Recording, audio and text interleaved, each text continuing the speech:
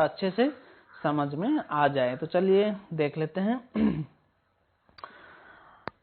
यहाँ पे क्वेश्चन ऐसे आएगा आपका एग्जाम में, डिटरमाइन, डायग्राम तो ड्रॉ करके आपको नहीं दिया होगा, आपको ड्रॉ करना पड़ेगा।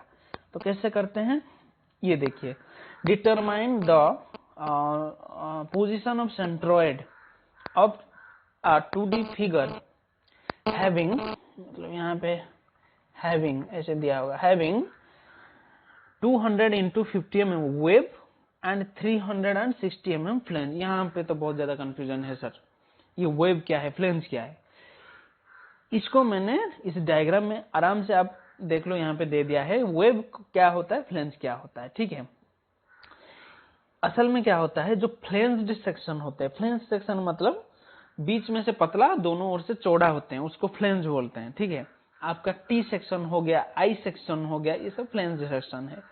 तो उसमें फ्लेंज क्या है, मैंने पहले बोला ना, जो बीच में से पतला होता है, ऊपर चौड़ा होता है, तो ऊपर जो चौड़ा होता है उसको ही फ्लेंज बोलते हैं, इसलिए फ्लेंज सेक्शन होता है। तो जो चौड़ा वाला होता है ज्यादा, वो होता है फ्लेंज, बीच में जो पतला सा होता है वो होता है वेब। वो तो वर्ड में ही आता है भाई, फ्लेंज मतलब चौड़ा, वेब मतलब छोटा, तो इसलिए ये हो गया वेब। इसका साइज आपको यहाँ पे दे दिया गया है। ठीक है, अच्छा इसको आप कैसे, मतलब कौन सा लेंथ है कौन सा ब्रेड्थ है कैसे जानो, ये देखो, जो भी ज्यादा होगा ना वो बड़ा वाला साइज होगा ऑब्वियसली। यहाँ पे लेंथ है, यहाँ पे ये हो गया ब्रेड्थ। ये किसका है, वेब का, तो मतलब इसका जो वेब होगा टी सेक्शन का, ये एक टी सेक्शन है। ठीक है, आपको पता नहीं होगा एग्जाम में, हो सकता है कभी कभी बता दे कि T section having flange this and web this, but कभी कभी कुछ नहीं, ऐसे ही दिया होगा। ठीक है, कैसे जानोगे, ये वेब हो गया। तो पहले आप देख लो, अगर आपको आई सेक्शन दिया होता ना, तो फ्लेंज जो होता है उसका 2 होता है, इसलिए वो बता देता कि टू हैविंग 2 साइड फ्लेंज, मतलब दोनों ओर अगर फ्लेंज हुआ तो आई सेक्शन हो गया। तो अभी एक ही फ्लेंज बताया है, मतलब एक ही फ्लेंज है, मतलब ये 2 सेक्शन है, एक फ्लेंज एक वेब। और दूसरा फ्लेंज होता तो कहाँ होता, यहाँ नीचे होता, तो वो आई सेक्शन हो जाता। चलिए, वेब का साइज कितना है, 200 × 50। मतलब आप हमेशा ये गलती करते हैं सब कि इसको जो है सोच लेते हैं कि ये शायद एक्स डायरेक्शन का होगा ना, ये 200, फिर वाई हमेशा लेंथ इंटू ब्रेड्थ ऐसे होता है। नहीं, ये इस टाइप के क्वेश्चन में नहीं होता। ये हमेशा क्या होता है, लेंथ इंटू ब्रेड्थ नहीं होता। ये फ्लेंज, ये जो वेव है ना, इसका जो ज्यादा डायमेंशन होता है वो हमेशा उसका हाइट होता है, इसलिए इसको आप हाइट ले लो 200, फिर इसको आप विड्थ ले लो या फिर थिकनेस ले लो 50 mm। ठीक है, ये हो गया, देखिए यहाँ से यहाँ 200, ये हो गया 50। फिर इसका फ्लेंज कितना दिया गया है, 300 × 60, ये ज्यादा वाला ये होगा, लेंथ होगा इसका, ये छोटा वाला जो है 60 mm, ये इसका थिकनेस होगा। तो इसको आपस में जोड़ दीजिए, ये हो गया फ्लेंज, ये हो गया वेब। ठीक है, अभी क्या करना है आपको, मैंने यहाँ पे एक नोट दिया है, देखिए ऐसे पहले तो आप डायमेंशन सारे ऐसे लिख लो, ये 300 हो गया, ये 60, ये 200। ठीक है, फिर क्या करना है, always take the axis at extreme left and extreme bottom of the figure such that the figure में be in first quadrant only. हमेशा ये कोशिश कीजिए कि आपका जो फिगर है, आपको सेंटर ऑफ ग्रेविटी लोकेट करना है, यही है ना, तो इसलिए आपको तो पहले ये रेफरेंस एक्सिस लेना होगा, क्योंकि आपको पहले तो पता नहीं होता कहाँ पे सेंटर ऑफ ग्रेविटी आएगा। तो ठीक है, हम एक रेफरेंस एक्सिस ले लेते हैं। तो कहाँ से लेंगे, हमेशा एक्सट्रीम लेफ्ट में लीजिए, मतलब ये जो y होता है वो एक्सट्रीम लेफ्ट में आपका हो गया। फिर जो एक्सट्रीम बॉटम है उसमें आप एक्स एक्सिस लीजिए, कोई भी किसी तरह का सेक्शन हो हमेशा इस स्टाइल में लीजिए, ताकि आपका जो डायग्राम हो गया, ठीक है, आपका जो भी डायग्राम हो गया वो हमेशा फर्स्ट क्वाड्रेंट में रहे। फर्स्ट क्वाड्रेंट पता है ना, जिसमें सारे पॉजिटिव्स होते हैं। ठीक है, ये देखिए यहाँ पे फर्स्ट क्वाड्रेंट में है, ये पहला क्वाड्रेंट हो गया, ये दूसरा, तीसरा, चौथा, ये पहले क्वाड्रेंट में रहता है। कैसे, extreme left and extreme bottom में मैंने लिया है। ठीक है,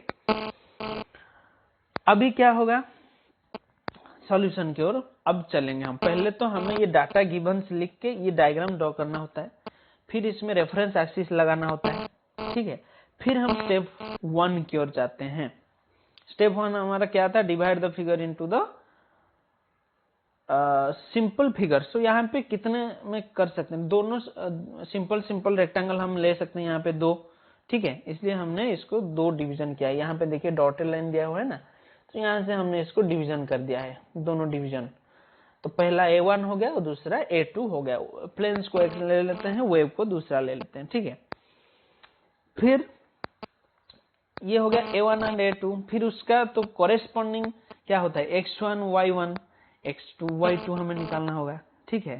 तो चलिए वो होता है स्टेप 2 में, determine the areas and position of centre of gravity of the simple figures.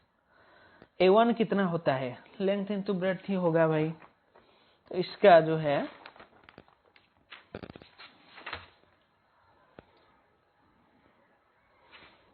आप ये देख लो,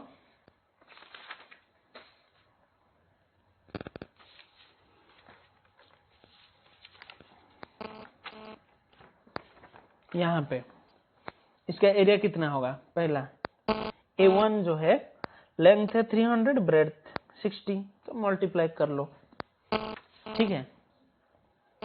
फिर A2 उसका लेंथ उसका ब्रेड्थ ये हो गया 200, ये हाइट है, यहाँ पे ये लेंथ नहीं है बाय द वे, तो 200 इंटू 50 ये हो जाएगा वेव का एरिया, ठीक है ना। चलिए ये हो गया A2। फिर X1 कैसे निकालना है, क्योंकि आप सब जानते ही हो पहले से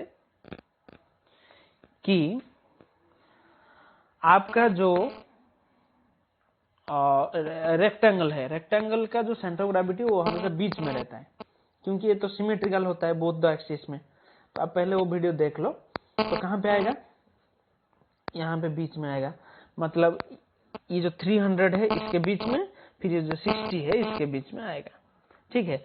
तो इसका x कोऑर्डिनेट क्या होगा, मतलब y एक्सिस से डिस्टेंस का कितना होगा, दिस डिवाइड बाय 2, सिंपल। सो ये 300 डिवाइड बाय 2 हो गया। फिर उसका उसी पॉइंट का जो y कोऑर्डिनेट है वो कितना होगा। अच्छा, y कोऑर्डिनेट का मतलब आप ये समझ रहे होंगे कि हम तो 60/2 कर देंगे तो हो जाएगा, नहीं होगा। क्यों होगा, क्यों नहीं होगा, क्योंकि वो तो इतना डिस्टेंस देगा ना, पर हमें कितना चाहिए, वो यहां से चाहिए, क्योंकि हमने रेफरेंस एक्सिस जो है वो यहां से लिया हुआ है। So the y coordinate must be measured from this to this. So ये जो 60 का हाफ है वो ये छोटे वाले के लिए है, पर हमें कॉम्प्लेक्स फिगर का करना है ना, तो यहां से लेना पड़ेगा, इसलिए 60/2 प्लस हो जाएगा इतना, तो ही यहां से यहां जो डिस्टेंस है वो निकलेगा। इसलिए y2 कितना है, देखिए 200 पहले मैंने ऐड कर दिया है, क्योंकि यहां से यहां तक जाओगे, फिर यहां से आधा में उसका सेंटर ऑफ ग्रेविटी है, ये सबको पता है, तो इसलिए ये टोटल हो जाएगा ये, ठीक है। वैसे ही आपको ये सब हो गए। अच्छा, ये x कोऑर्डिनेट था इसके बीच में, y कोऑर्डिनेट आ गया यहाँ 60 के बीच में प्लस ये 200, ठीक है। अभी दूसरा फिगर का मतलब A2 का निकालोगे, तो इसका भी तो वही बीच में ही आएगा, 50/2 में आएगा, फिर ये जो 200 है इसके भी बाय 2 में ही आएगा। पर इसका x2 मतलब x कोऑर्डिनेट, x2 मतलब यहाँ से यहाँ ये कितना है, ये डिस्टेंस आप देख लो, ये एक सिमेट्रिकल फिगर है, मतलब ये भी ठीक इसके सीध में ही आएगा बीच में, मतलब ये इसका जो भी था आपका x कोऑर्डिनेट इस सेकंड वाले फिगर के लिए भी वही होगा, ठीक है। तो आप सोच रहे होगे ये तो शायद 50/2 हो जाएगा, मतलब ये 25 हो जाएगा यहाँ से, नहीं, ये यहाँ से होता है 25, पर हमें चाहिए यहाँ से, इसलिए यहाँ से यहाँ कितना होगा, देखिए आप इसको ऐसे कैलकुलेट कर सकते हो, ये 50/2 हो गया यहाँ से यहाँ, ठीक है। पर अभी हमें यहाँ से फिर इधर ये जो डिस्टेंस है वो चाहिए, वो कैसे निकालोगे, ये हो गया 300, ठीक है। चलो 300 से पहले इसको निकाल दो, तो कितना बचेगा, ये प्लस ये बचेगा, फिर उसमें डिवाइड बाय 2 कर दो, तो फिर एक डिस्टेंस आ जाएगा, सो ये डिस्टेंस आपका ये हो जाएगा 300 माइनस ये हो गया कितना 50, जो भी आया उसका आधा इधर होगा इस डायरेक्शन में, आधा इधर होगा, तो इसलिए बाय 2 कर दो, ये इतना ही होगा। या फिर आप एक इमेजिनेशन से भी देख सकते हो कि इसका सीध में ही तो ये आएगा, क्योंकि ये तो ठीक बीच में इसका लगा हुआ है, ठीक है। तो ये हो गया कितना, ये 300/2 वहां ही आएगा, मतलब आपका जो है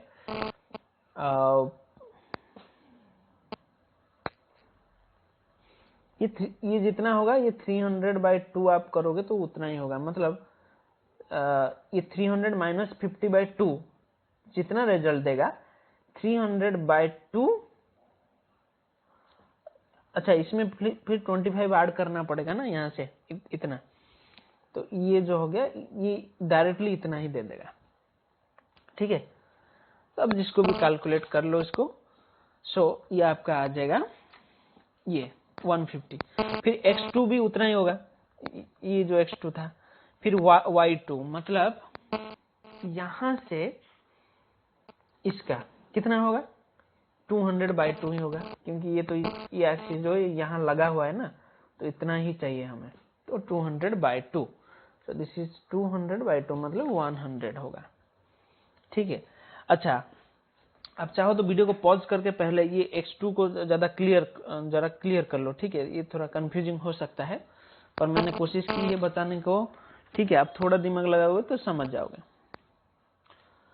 अभी हमारा जो मीन सेंटर ऑफ ग्रेविटी है उसको निकालना है, ठीक है। फॉर्मूला है, बस उसको पुट करो, मैंने पहले ही बताया था, 2 एरिया है, मतलब फॉर्मूला यहाँ तक आएगा, a1x1 plus a2x2 divide by a1 plus a2। बस जो भी आपने निकाला हुआ है उस सबको डाल दो, वो निकल जाएगा, ठीक है। फिर y बार जो है वो a1y1 plus a2y2 bye a1 plus a2, जो भी आपने निकाला हुआ है, पहले हमने y का भी सब निकाला हुआ है यहाँ पे, बस वो वैल्यूज को वहां से उठा के यहाँ पे डालना है, ठीक है। a1 y1 a2 y2 a1 plus a2 ये निकलेगा, ठीक है। अभी मैंने इसको रेड क्यों बनाया है, इसलिए ताकि मैं पहले से आपको ये बता दूं। चलिए थोड़ा आगे चलते हैं, यहाँ पे नोट क्या है, x बार ये हो गया, y बार ये हो गया, तो जानते हो। फिर आप इसको डायग्राम करके दिखा सकते हो, ये जो डॉटेड वाला था ये हमारा रेफरेंस लाइन था पहले, जिसको हमने लिया था एक्सिस के रूप में। अभी हमारा एक्सिस जो है वो शिफ्ट हो चुका है, क्यों, क्योंकि जो सेंटर ऑफ ग्रेविटी होता है वो और सेंट्रोइड जो होता है वो हमेशा क्या होता है, मतलब फिगर को इक्वली डिवाइड करता है चारों ओर, ठीक है। मतलब ये जो एक्सिस है इसको हम शिफ्ट करके वो कौन से पोजीशन में ले जाए, ताकि ये दोनों ये जो फिगर है उनको हाफ हाफ डिवाइड करें। मतलब y वाला जो होता है y axis left right portion equally divide करता होगा, फिर जो x होता है ऊपर नीचे का इक्वली डिवाइड करता होगा, तभी हम बोलेंगे कि जो भी उसका ओरिजिन आता है, मतलब वो दोनों जो एक्सिस है उसका जो इंटरसेक्शन होता है उसको हम सेंटर ऑफ ग्रेविटी बोलेंगे, ठीक है। यही हमारा ड्यूटी था। तो कैसे करें, हमने y बार एंड x बार निकाला है, ये हो गया x बार, ये हो गया y बार। तो जितना भी निकाले हैं हमने, बस आपका जो एक्सिस है उतना शिफ्ट कर दीजिए आप। ये इसको 150 mm इधर ले आए, इसको 183.57 mm ऊपर ले आए, तो जहां पे भी इसका इंटरसेक्शन आएगा वही पॉइंट होगा CG सेंटर ऑफ ग्रेविटी, ठीक है। तो यहाँ पे बताने की बात यह है कि असल में आपको x बार कैलकुलेट करने की जरूरत है नहीं।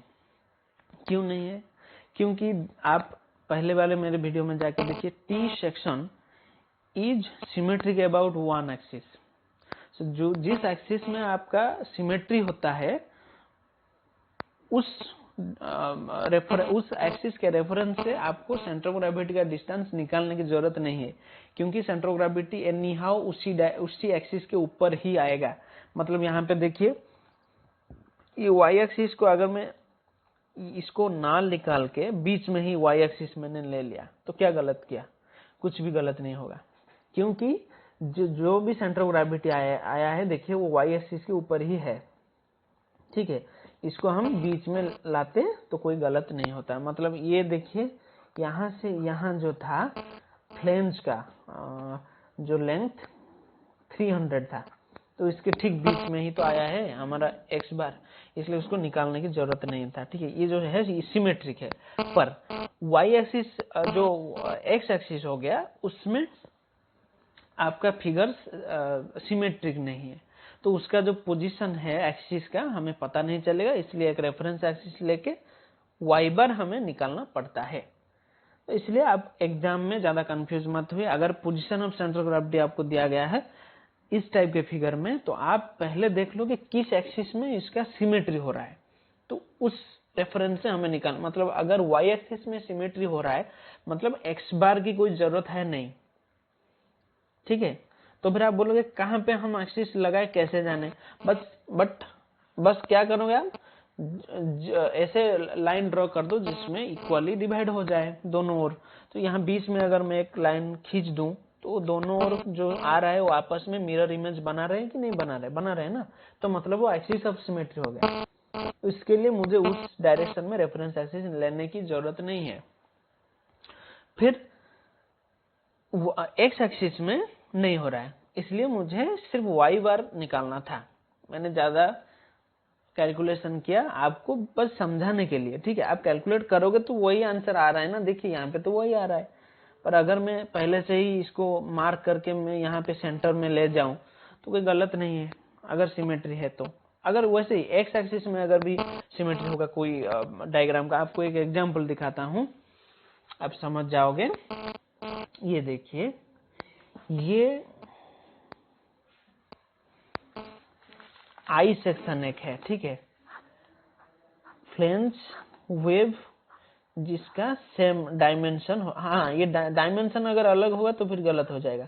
ठीक है, तो मान लीजिए ये 200, ये थिकनेस जो है वो 50 है, सब हर कहीं पर ये 50 हो गया।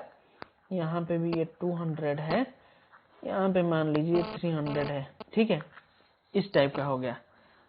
ये देखिए इसमें क्या है, आपको ना ही x बार की जरूरत है ना ही y बार की। क्यों? क्योंकि this is a symmetrical figure which is having its symmetry in with respect to both the axis। मतलब आप यहाँ ठीक बीच में ले लीजिए, यहाँ भी ऐसे ले लीजिए। ठीक है, इसका सेंटर ऑफ ग्रेविटी बीच में है, तो यहाँ पे ये पोजीशन कितना होगा, ये 200/2 यहाँ पे, फिर यहाँ पे कितना होगा, ये हो गया 300 ना, 300/2 में भी ले सकते हो आप, ठीक बीच में। तो ये हो गया आपका y एक्सिस, ये हो गया x एक्सिस। इसमें कोई जरूरत है ही नहीं x बार y बार निकालने का। तो इसको कहां पे निकाला जाता है, जहां पे हमें जरूरत होता है, जहां पे फिगर सिमेट्री नहीं होता। ये हो गया एक केस। और एक केस है आपका L सेक्शन, वहां पे तो आपको both x bar and y बार निकालना होता है। मतलब अगर इस टाइप का हो गया, ये मान लीजिए 50, ये 200, ये 300 हो गया। फिर आपको ये किसी भी एक्सिस में सिमेट्री नहीं है, मतलब आपको दोनों एक्सिस का पोजीशन निकालना पड़ेगा। तो यहाँ पे एक ले लीजिए, फिर यहाँ पे एक ले लीजिए, फर्स्ट क्वाड्रेंट में रहा फिगर, फिर आपका सेम प्रोसीजर फॉलो करें। तो इसके लिए हम एक दूसरे वीडियो में एल सेक्शन जो बोथ एक्सिस में जिसका पोजीशन निकालना होता है डिस्कशन करेंगे। तो तब तक के लिए थैंक यू। वीडियो अगर अच्छा लगा होगा तो शेयर कीजिए, लाइक कीजिए, चैनल को सब्सक्राइब कीजिए, ताकि नए नए अपडेट्स जो भी मैं लाऊंगा आपके पास पहुंच सके। ठीक है, थैंक यू।